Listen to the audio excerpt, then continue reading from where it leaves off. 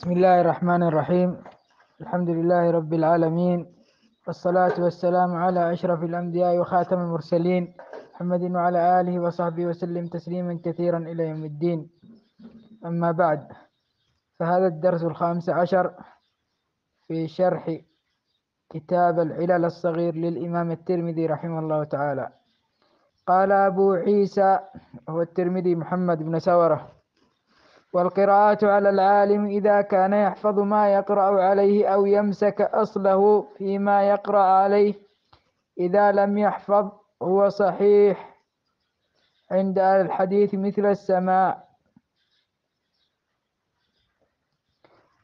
قال: حدثنا حسين بن مهدي البصري حدثنا عبد الرزاق أخبرنا ابن جريج قال: قرأت على عطاء بن أبي رباح فقلت له: كيف أقول؟ فقال حدثنا. ما فيش قد، دي قد زائدة. فقال: قل حدثنا، مش قد. فقال: قل حدثنا. وفي بعض الكتب يقول ثنا تنطق حدثنا. الحسين بن مهدي وابن مالك الأيلي أبو سعيد البصري صدوق، توفي سنة 247 هجريا، وممن أخذ عنه الإمام الترمذي وابن ماجه رحمهم الله تعالى. قال الترمذي: حدثنا سويد بن نصر أخبرنا علي بن الحسين بن واقد عن أبي عصمة عن يزيد النحوي عن عكرمة أنه قرئ قدم أن نفرا قدموا على ابن عباس من أهل الطائف يكتب من كتبه، فجعل يقرأ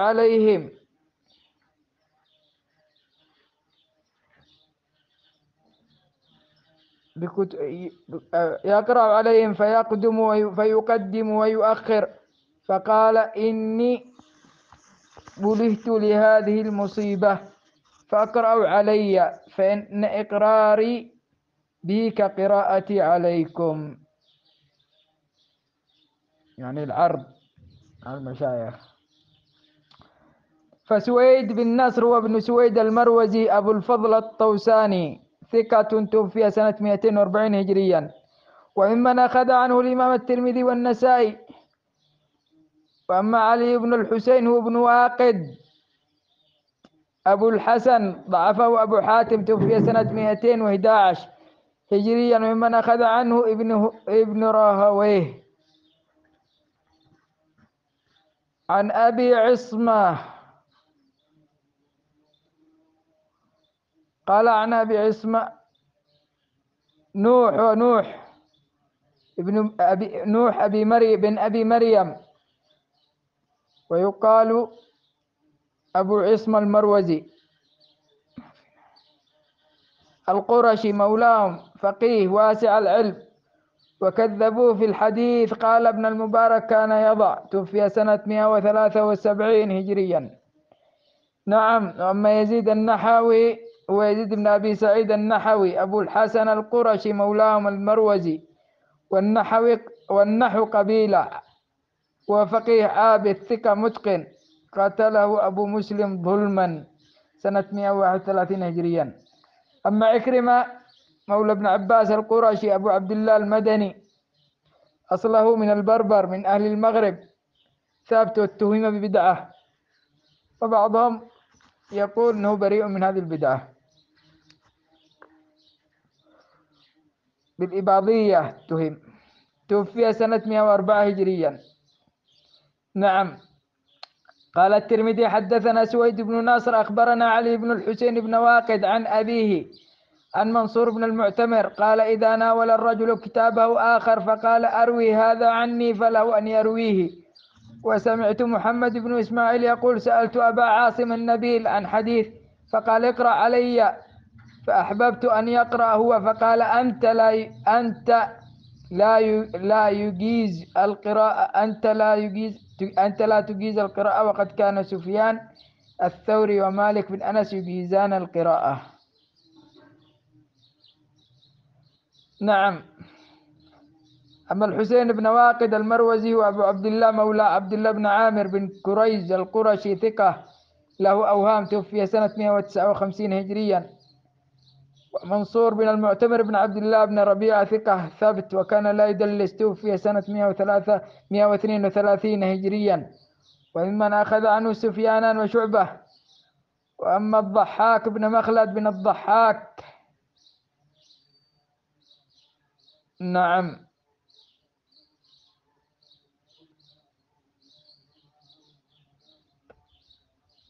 أبو عاصم النبيل هو الضحاك بن مخلد بن الضحاك بن مسلم الشيباني أبو عاصم النبيل البصري ثبت ثقة، توفي سنة 212 هجريا أو بعدها. قال الإمام الترمذي رحمه الله تعالى: حدثنا أحمد بن الحسين حدثنا يحيى بن سليمان الجعفي البصري قال قال عبد الله بن وهب: ما قلت حدثنا فهو ما سمعت مع الناس، وما قلت حدثني فهو ما سمعت وحدي، وما قلت أخبرنا فهو ما قرئ على العالم وأنا شاهد، وما قلت أخبرني فهو ما قرأت على العالم. نعم. سمعت أبا موسى، قال الترمذي: سمعت أبا موسى محمد بن المثنى يقول: سمعت يحيى بن سعيد القطان يقول: حدثنا وأخبرنا واحد. أما أحمد بن الحسن وابن الحسين هو الأصل بن الحسن، صاب بن الحسن بن جنيدب الترمذي أبو الحسن، صاحب أحمد، رحال، طواف في الشام ومصر والعراق والحجاز، ثقة حافظ، توفي سنة 250 هجريا. ويحيى بن سليمان هو ابن يحيى بن سعيد بن مسلم بن عبيد بن مسلم الجعفي، صدوق يخطئ، توفي سنة 237 أو 38 هجريا. وأما عبد الله بن وهب بن مسلم القرشي مولاهم الفيري أبو محمد المصري الفقيه ثقة حافظ عابد، توفي سنة 197 هجريا. وأما أبو موسى محمد بن المثنى بن عبيد بن دينار العنزي الحافظ ثقة ثبت، توفي سنة 252 وممن أخذ عنه الجماعة. قال أبو عيسى: كنا عند أبي مصعب المديني الأصل المدني، فقرئ عليه بعض حديثه فقلت له: كيف تقول؟ فقال: قل حدثنا أبو مصعب. الصواب أبو مصعب المدني وليس المديني، وهو أحمد بن أبي بكر القاسم بن الحارث ابن زرارة بن مصعب بن عبد الرحمن بن عوف القرشي أبو مصعب الزهري المدني الفقيه صدوق عابد، توفي سنة 242، أخذ عنه الجماعة سوى النسائي. قال الترمذي: قال أبو عيسى الترمذي: وقد أجاز بعض أهل العلم الإجازة إذا أجاز العالم لأحد أن يروي لأحد عنه شيئا من حديثه فله أن يروي عنه. نعم، فالإجازة جائزة.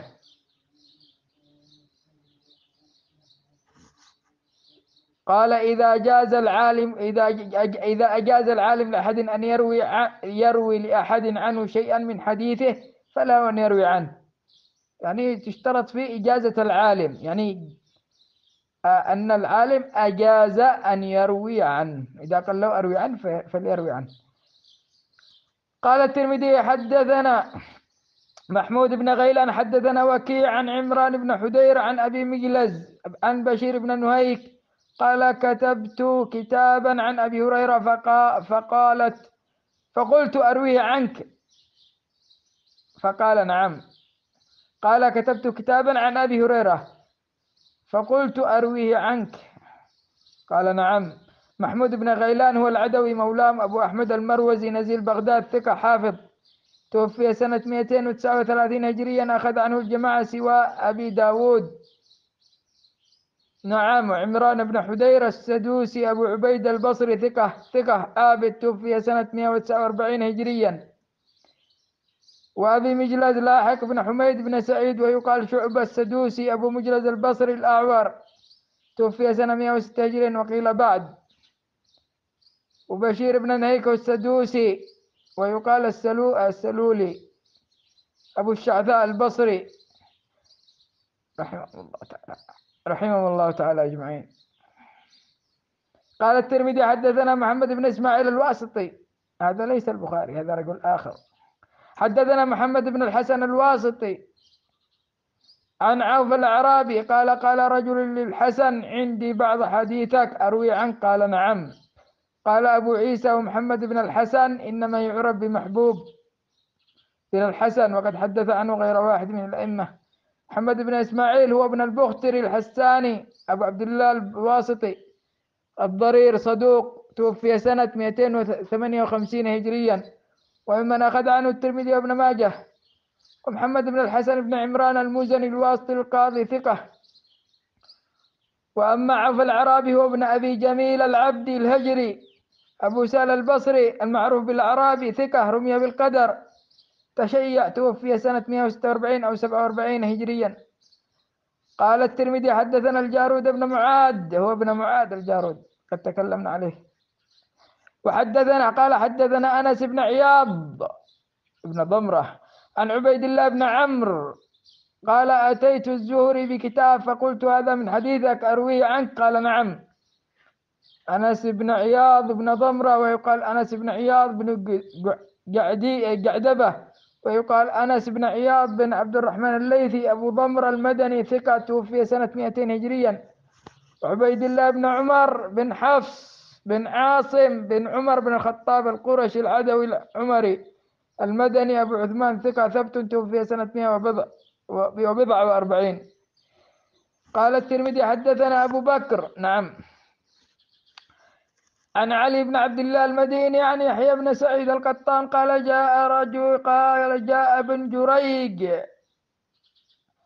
إلى هشام بن عروة بكتاب فقال هذا حديثك أروي عنك فقال نعم. قال يحيى فقلت في نفسي لا أدري أيهم أعجب أمرا. أما هشام بن عروة بن الزبير بن العوام القرشي أبو المنذر، وقيل أبو عبد الله المدني أحد الأعلام، توفي سنة 145 أو 146 هجريا. قال علي بن المديني سألت يحيى عن حديث ابن جريج عن عطاء الخرساني فقال ضعيف. فقلت إنه يقول أخبرني فقال لا شيء إنما هو كتاب دفعه إليه. عبد الملك بن عبد العزيز بن جريج القرشي الأموي مولاه أحد الأعلام، كان يدلس ويرسل في سنة 150 أو بعدها. عطاء بن أبي مسلم ميسرة، وقيل عبد الله أبو عثمان أو أبو أيوب أو أبو محمد أو أبو صالح الخرساني البلخي مولى المهلب، صدوق يهيم كثيرا ويرسل ويدلس، توفي سنة 135 هجريا. نعم. ذكر الإمام ابن رجب عدة مسائل. قال المسألة الأولى مسألة العرض، وهو القراءة على العالم، وقد ذكر أنه صحيح عند أهل الحديث مثل السماع من لفظ العالم، وهذا يشعر بحكاية الإجماع على ذلك. وقد ذكر جوازه عن عطاء وسفيان الثوري ومالك وابن وهب. وأما الأثر الذي أسنده عن ابن عباس فلا يصح. وأبو عصمة في إسناده هو نوح بن أبي مريم، وقد خرج عبد الغني من طريق نعيم بن حماد حدثنا نوح بن أبي مريم عن يزيد النحوي فذكر. وخرج أيضا من طريق نعيم بن حماد حدثنا نوح بن أبي مريم عن أبي إسحاق عن هبيرة عن علي قال القراءة على العالم والسماع منه بمنزلة واحدة. ونوح بن أبي مريم مشهور بالكذب والله الحديث. وخرج أبو بكر الخطيب من طريق سلم بن سالم عن نوح بن أبي مريم به. وخرج أيضا حديث ابن عباس من طريق الحسين بن الحسن الأشقر عن سلم بن سالم عن زياد، ربما سليم بن سالم عن زياد بن أبي مريم عن يزيد النحوي، ثم قال هكذا عن زياد بن أبي مريم والصواب نوح بن أبي مريم. وخرج الخطيب أيضا من طريق أبي مقاتل السمرقندي عن سفيان عن الأعمش عن أبي ظبيان عن علي قال القراءة على العالم أصح من قراءة العالم بعدما أقول أنه نعم القراءة على العالم أصح من قراءة العالم بعد ما أقول أنه حديثه. وهذا أيضا كذب على سفيان وأبو مقاتل قد تقدم أنه متهم بالكذب. النسخة التي عندي حق ابن رجب فيها ظاهر أخطاء. وخرج الرامهرمزي في كتاب المحدث الفاصل من طريق محمد بن منصور الجوار عن يحيى بن سليم عن ابن جريج عن عكرمة عن ابن عباس أنه قال اقرأوا علي فإن قراءتكم علي كقراءتي عليكم، يعني على أن العرض مثل السماع مثل ما يقرأ الشيخ. بعض العلماء ذكروا على أنه سواء، بعضهم يفضل قراءة العالم. ويحيى بن سليم وأحمد ولعل ابن جريج درسه عن ثقة.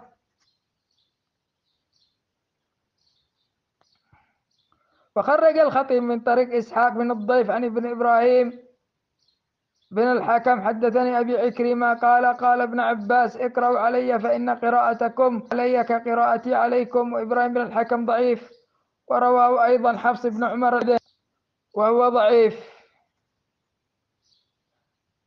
عن الحكم بن أبان بن سياق أبي عصمة نوح بن أبي مريم خرجه البيهقي من طريقه ولا يصح هذا عن علي ولا عن ابن عباس. وقد روى عن أبي هريرة من طريق علي بن معبد حدثنا شعيب بن إسحاق الدمشقي عن سعيد بن أبي عروبة عن قتادة إن شاء الله عن بشير بن نهيك قال كنت آتي أبا هريرة فأخذ منه الكتب فأنسخها ثم أقرأ عليه فأقول هذا سمعته منك فيقول نعم. هذا إسناد مشكوك فيه، والصحيح عن بشير بن نهيك خلاف هذا اللفظ وسنذكره. نعم. وقد روي عن طائفة من التابعين ومن بعدهم قال مروان بن معاوية عن عاصم الأحول قرأت على الشعب أحاديث فأجازها لي. وروى أيضا عن مروان إسماعيل بن إسماعيل عن الشعب مثله. وروى أبو بحمة حدثنا عبد الرزاق أخبرنا معمر عن أيوب عن ابن سيرين أنه كان يجيز العرض. وروى داود عن عطاء المديني وفيه ضعف عن هشام بن عروة عن أبيه قال عرض الكتاب والحديث سواء. وعن جعفر بن أبي محمد عن أبيه مثله. وروى حنبل بن إسحاق والأثرم قال أخبرنا أبو عبد الله أخبرنا محمد بن الحسن الواسطي حدثنا عوف أن رجلا قال الحسن معي أحاديث فإن لم تكن ترى بالقراءة بأس فإن لم تكن بالقراءة بأسا قرأت عليك أما أبالي قرأت عليك أو قرأت علي وأردتك أنه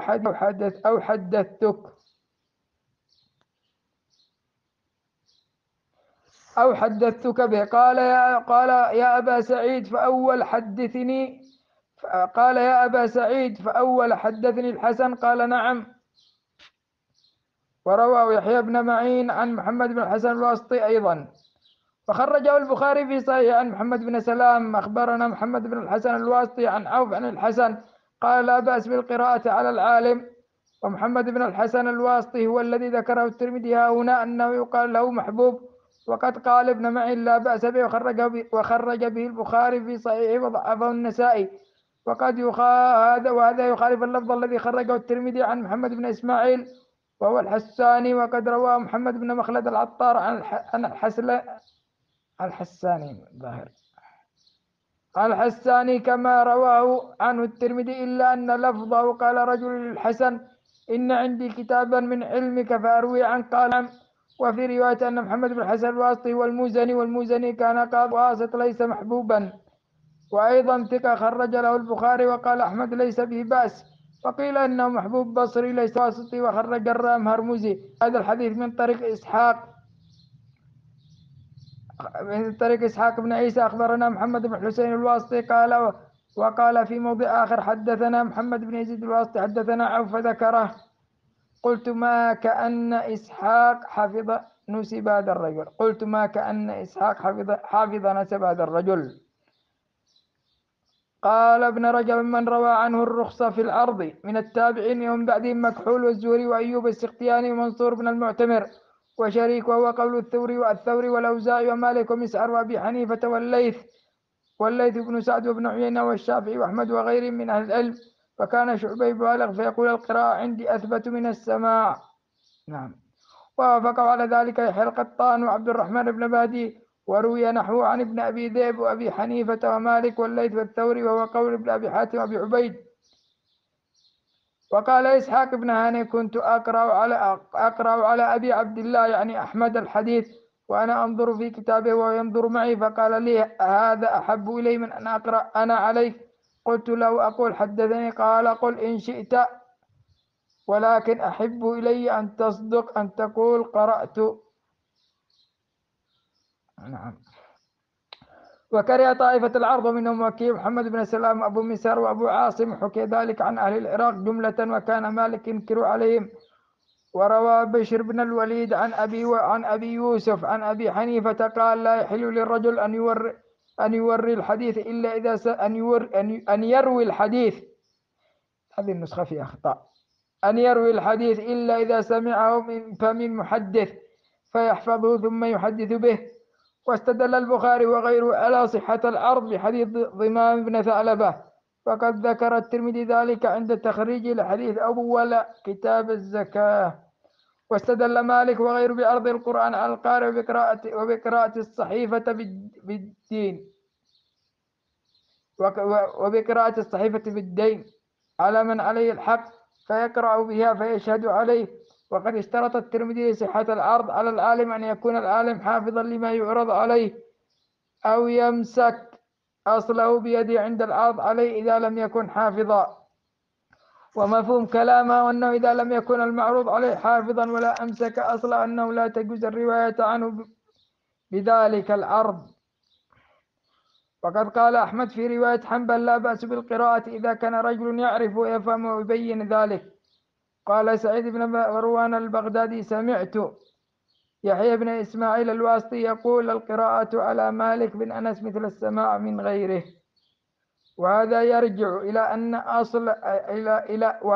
إلى أصل فهو أن الضرير والأمي إذا لم يحفظ الحديث فإنه لا نجوز الرواية عنهما ولا تلقينهما ولا القراءة عليهما من كتاب. وقد نص على ذلك أحمد في رواية عبد الله في الضرير والأمي ولا يجوز أنه يحدث إلا بما يحفظ. فقال كان أبو معاوية الضرير إذا حدثنا بالشيء الذي نرى أنه لا يحفظ يقول في كتابي كذا وكذا ولا يقول حدثنا وسمعت. وكذا قال يحيى بن معين في الضرير والأمي، نقله عنه عبد الله بن أحمد وعباس الدوري. وقال أبو خيثمة كان يعاب على يزيد بن هارون أنه كان بعدما أضر يأمر من يلقن حديثه من كتابه ويتحفظه. وأنكر طائفة على من كان يكتب من كتب موسى بن عبيدة الربذي ثم يقرأها وكان أعمى. وذكر ابن المديني عن أبي معاوية الضرير أنه قال ما سمعته من الشيخ وحفظته عنه قلت حدثنا وما قرئ علي من الكتب قلت ذكر فلان. وكان عبد الرزاق يتلقى ممن يثق به كما كان يزيد بن هارون يفعله. وعلى قول هؤلاء يجوز العرض على الشيخ وإن كان ضريرا لا يحفظ أو أميا لا كتابا بيده إذا كان العرض ممن يوثق به. وقد رخص ابن معين في السماع ممن يتلقن إذا كان يعرف حديثه ويعرف ما يدخل عليه، فإن لم يعرف ما يدخل عليه فإنه كرهه. هذا وصلى الله وسلم على نبينا محمد وعلى آله وصحبه وسلم تسليما كثيرا.